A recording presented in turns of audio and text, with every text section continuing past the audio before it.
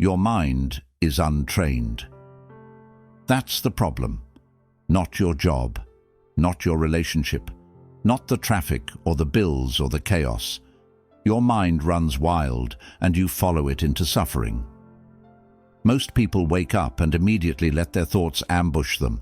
Worries about yesterday, dread about today, anxiety about tomorrow. They scroll, react, stress, repeat. They think they're stressed because life is hard, but the Stoics knew better. Life isn't the issue. Your mind's response to life is. Marcus Aurelius ruled an empire. Epictetus was born a slave. Seneca navigated political treachery and exile. Yet they found calm in chaos, not by controlling the world, but by training their minds. They developed daily habits, simple, practical disciplines that transformed how they experienced reality. This isn't motivation. Motivation fades.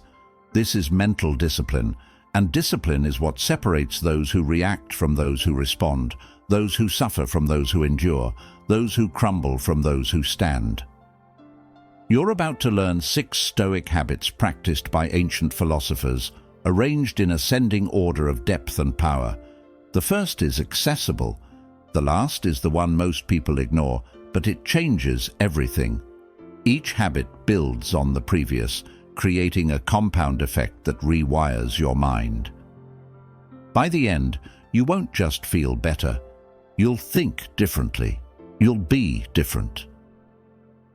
If you're ready to train your mind, type "I'm ready" in the comments right now. Let's begin. Habit 1. The first battle of the day happens before you leave your bed. Marcus Aurelius, Emperor of Rome, started every morning by reminding himself what kind of people he'd encounter that day. The meddling, the ungrateful, the arrogant, the deceitful. He didn't do this to complain, he did it to prepare. He told himself, "These people exist because they don't know better, but I do. I won't be surprised, I won't be thrown off."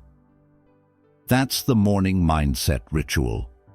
Before the world floods your awareness with its demands, you set your intention, you prime your mind. Here's how it works for you. When you wake up, before reaching for your phone, take 60 seconds. Sit on the edge of your bed and ask yourself, what do I control today? The answer is always the same. Your thoughts, your reactions, your effort. Everything else is outside your power.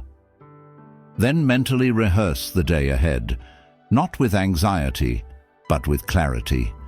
If you have a difficult conversation, visualize staying calm. If you have a tedious task, commit to doing it with focus. If something goes wrong, remind yourself that obstacles don't ruin the day. Your response to obstacles does. You're not trying to predict every outcome. You're training your mind to expect resistance without being devastated by it. The Stoics called this premeditation, but it's simpler than it sounds. You're just refusing to be caught off guard by reality. Most people let the day happen to them. They wake up reactive, scroll through stress triggers, and wonder why they feel anxious before breakfast. You're doing the opposite. You're taking control of the only thing you ever had control over, your internal state. This habit is the foundation. It's accessible, it takes 1 minute, and it works. When you start your day with intention instead of reaction, everything shifts. You're no longer a passenger in your own mind, you're the pilot. And once you master this, you're ready for the second habit, the one that changes how you move through your entire day. Habit 2. Between what happens to you and how you respond, there's a gap. Most people never see it. They react instantly, anger to insult, anxiety to uncertainty, frustration to inconvenience. Stimulus meets response with no space in between. The Stoics saw that gap, and they widened it. Epictetus taught that we're not disturbed by events themselves, but by our judgments about events. Someone cuts you off in traffic. The event is neutral. Your judgment, that person is an idiot, they disrespected me, my day is ruined, creates the suffering. But here's the profound part. That judgment happens so fast it feels automatic. It's not. It's a habit, and habits can be changed. This is the pause practice. When something triggers you, you insert a deliberate pause before you respond. Here's the technique. Something happens. You feel the surge, anger, anxiety, frustration. Instead of immediately reacting, you do three things. First, you name the emotion. I'm feeling anger. Second, you take one deep breath. Just one. Third, you ask, is this response going to help me or hurt me? That's it. Name it. Breathe. Question it. You're not suppressing the emotion. You're creating space around it. You're reminding yourself that you have a choice. Viktor Frankl, who survived the Holocaust, said, "Between stimulus and response, there is a space. In that space is our power to choose our response. In our response lies our growth and our freedom." The Stoics practiced this constantly. When insulted, they'd pause and think, does this person's opinion change who I am? No, then why give it power? When facing setbacks, they'd pause and ask, is this obstacle truly a disaster or just inconvenient? Most people are enslaved by their immediate reactions. You're training yourself to be free. This habit builds directly on your morning mindset. You've already set your intention, and now you're protecting it throughout the day by refusing to react blindly. Master the pause, and you're no longer controlled by circumstance. You're learning self-command. Ready for the third habit? It goes deeper. Habit 3. Seneca had a habit that sounds dark but was profoundly liberating. He'd imagined losing everything he valued, his wealth, his status, his health, even his loved ones. Not to torture himself, but to prepare himself. And more importantly, to appreciate what he had while he still had it. This is negative visualization, and it's one of the most misunderstood Stoic practices. Most people avoid thinking about bad outcomes. They believe positivity means pretending nothing can go wrong. But the Stoics understood that denial doesn't prevent suffering. It amplifies it. When you refuse to consider adversity, you're blindsided when it arrives. You haven't built any mental resilience. You collapse. Negative visualization does two things. First, it removes the shock factor from hardship. If you've mentally rehearsed losing your job, and then you lose your job, you're not paralyzed by panic. You're prepared. You've already thought through your options. Second, it creates profound gratitude. When you imagine life without your health, your relationships, your freedom, you stop taking them for granted. You see them clearly.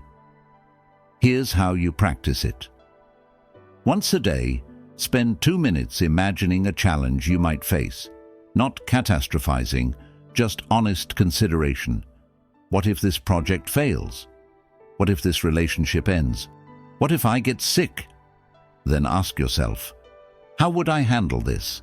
What's within my control? You're not manifesting disaster. You're training your mind to face reality without flinching. Marcus Aurelius wrote, "Nothing happens to any man that he is not formed by nature to bear." You're reminding yourself of your own capacity. The beauty of this habit is that it makes you both prepared for hardship and deeply grateful for the present. You're not living in fear of loss. You're living with clear eyes. This practice requires more mental discipline than the previous two. You're deliberately walking toward discomfort in your mind. But that's the point. You're training your mind to be strong, not just comfortable. And that strength, it deepens in the fourth habit. Habit 4. Seneca ended every day with a ritual of self-examination. Before sleep, he'd review the entire day like a general reviewing a battle. What went well? Where did he fail? What could he do better tomorrow? But here's the key. He did this without self-condemnation. He wasn't beating himself up. He was learning. This is the evening reflection, and it closes the loop your morning mindset started. Most people end their day the way they started it, scrolling, distracted, numb. They carry unresolved stress into sleep, wake up still carrying it, and wonder why they feel exhausted. You're going to do something radically different. You're going to consciously process your day. Here's the practice. Before bed, take 5 minutes. Sit somewhere quiet. Ask yourself 3 questions. First, where did I respond well today?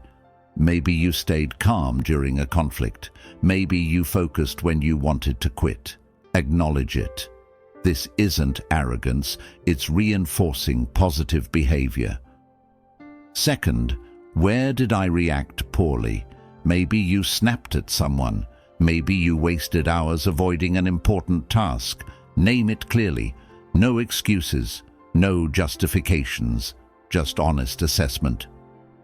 Third, what will I do differently tomorrow? This isn't vague self-improvement talk, it's specific. Tomorrow, when I feel that frustration rising, I'll use the pause practice. Tomorrow, I'll tackle the hard task first thing. Marcus Aurelius called this the view from above, stepping outside yourself to see your own behavior objectively. You're not your mistakes. You're the person learning from them. This habit requires honesty, and honesty is harder than most people think. It's easier to avoid, distract, or rationalize. But the Stoics knew that growth only happens when you face yourself clearly. And here's what's powerful. When you combine this evening reflection with your morning intention, you create a feedback loop. You set your course in the morning, you navigate through the day, and you adjust at night. You're no longer drifting, you're steering. But the 5th habit, it asks even more of you. Habit 5. Seneca did something strange. Periodically, he'd sleep on the floor, eat plain bread, and wear cheap clothing. He was wealthy. He didn't have to do this. That's precisely why he did it. He called it poverty training, and it was genius. He wasn't practicing asceticism for moral superiority. He was eliminating fear. Most people are terrified of losing comfort, so they spend their entire lives protecting it.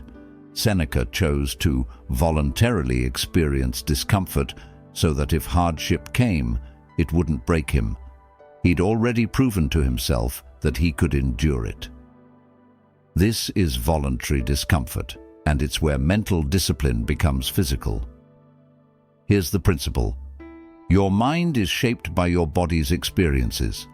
If you've never been cold, hunger, tired, or physically challenged, your mind remains fragile. The first time discomfort arrives, you panic. But if you've chosen discomfort, you've trained your mind to stay calm under pressure. Modern examples look different than Seneca's, but the principle is the same. Take a cold shower, not because you enjoy it, but because you're teaching your mind that discomfort won't destroy you. Fast for a day. Skip a meal. Feel hunger and realize it's manageable. Exercise until it's hard. Sit in silence without your phone for 30 minutes. Sleep on the floor once a week. You're not punishing yourself. You're training yourself. The Stoics understood that comfort makes you weak. Not morally weak, mentally weak. When everything is easy, your tolerance for difficulty shrinks. You become dependent on external conditions for your internal peace. But when you regularly choose challenge, you build resilience. You prove to yourself over and over that you're stronger than you think. This habit is harder than the others. It requires you to act against your immediate desires. That's why it's number 5. You needed the foundation of the first 4 to even attempt this one. But if you practice it, you become nearly unshakable, because you've already faced discomfort on your terms. And that prepares you for the 6th habit, the one most people ignore, but the one that changes everything. Habit 6. Marcus Aurelius, the most powerful man in the world, kept a skull on his desk, not for decoration, for clarity. He reminded himself every single day that he would die. "You could leave life right now," he wrote. "Let that determine what you do and say and think." This is memento mori. Remember, you will die. And it's the Stoic habit most people avoid, because it's uncomfortable, because it feels morbid, because we'd rather pretend we have infinite time. But here's what the Stoics knew. Pretending you're immortal doesn't protect you from death. It just makes you waste your life. When you deeply internalize that your time is limited, everything changes. That petty argument, suddenly meaningless. That grudge you've been holding, ridiculous. That dream you've been postponing, urgent. Memento mori doesn't make you depressed, it makes you awake. Seneca said, "Let us prepare our minds as if we'd come to the very end of life. Let us postpone nothing. Let us balance life's books each day." He wasn't being pessimistic, he was being honest, and that honesty liberated him. Here's the practice. Every morning, after your mindset ritual, add one sentence. "I might not see tomorrow." Not with fear, with clarity. Then ask yourself, if this were my last day, would I waste it on resentment, distraction, or cowardice? The answer is obvious. This doesn't mean living recklessly. It means living intentionally. It means treating every conversation like it might be your last with that person. It means doing your work with care, because you don't know how many opportunities you'll have. It means forgiving quickly, loving openly, and refusing to delay what matters. Most people ignore this habit because it's confronting, but it's the most transformative practice in Stoicism. It makes everything else urgent. Your morning intention, critical. Your pause before reacting, essential. Your evening reflection, non-negotiable. When you remember you will die, you stop wasting time pretending your suffering is permanent and your life is infinite. You live like you mean it. And that changes everything. Here's what happens when you practice all 6 habits together. You wake up and set your intention. You've taken control before the world makes demands. You move through your day, and when something triggers you, you pause. You don't react, you respond. Throughout the day, you've visualized potential challenges, so when they arrive, you're not shocked, you're prepared. In the evening, you reflect. You see where you succeeded and where you stumbled. You adjust, you learn. And periodically, you choose discomfort, cold showers, fasting, physical challenge, so your mind knows it can endure more than your emotions suggest. Underlying all of it is memento mori, the awareness that your time is finite. That awareness makes your morning intention sacred. It makes your pause practice essential. It makes your evening reflection honest. It makes your voluntary discomfort purposeful. These aren't isolated techniques. They're a system. They reinforce each other. Your morning ritual prepares you for the pause. Your pause protects the intention you set. Your evening reflection sharpens both. Your voluntary discomfort builds the resilience you need for all of them, and memento mori gives them all urgency. This is the difference between an untrained mind and a trained one. An untrained mind reacts to everything. It's blown around by circumstance, at the mercy of moods, controlled by external events. It suffers constantly because it has no discipline. A trained mind, shaped by these 6 habits, operates differently. It responds instead of reacts. It prepares instead of panics. It reflects instead of repeats mistakes. It strengthens instead of softens. It lives with urgency instead of delay. The Stoics didn't develop these habits for philosophy's sake.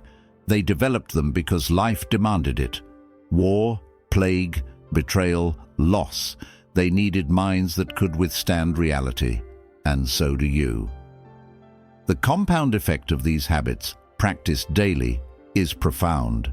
You don't just feel better. You become someone who can't be easily shaken. And that transformation, it starts tomorrow morning. Imagine waking up tomorrow and nothing external has changed. Same job, same challenges, same people, same chaos. But you've changed. You wake up and instead of dread, you set your intention. You know what you control, your mind, your response, your effort. You've already decided that today, no matter what happens, you'll respond with clarity instead of react with emotion. Someone insults you. You pause.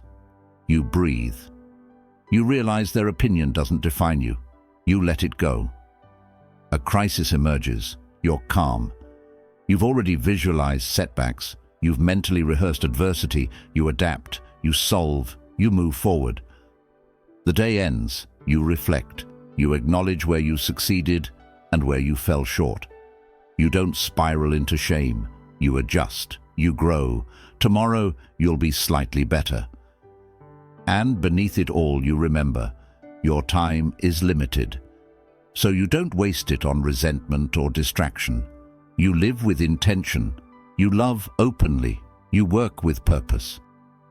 This is the life the Stoics lived. Not perfect, not free from suffering, but free from being controlled by suffering. They faced the same human struggles you face: loss, fear, frustration, uncertainty. But they had trained minds, and their trained minds gave them inner peace that external chaos couldn't touch. You can have that too. Start tomorrow. Practice. Habit 1, the morning mindset ritual. 60 seconds, set your intention. Then, throughout the day, practice habit 2, the pause. Name the emotion. Breathe, choose your response. Add 1 habit each week. By week 6, you'll be practicing all of them. And by then, you won't recognize your old reactive self. You'll wonder how you ever lived without these disciplines. The Stoics weren't superhuman. They were ordinary people who committed to training their minds. Marcus Aurelius was anxious. Seneca was temperamental. Epictetus was limited by physical disability. But they chose discipline over comfort, reflection over distraction, and growth over stagnation. You have the same choice. Your mind is untrained, but it doesn't have to stay that way. Train it.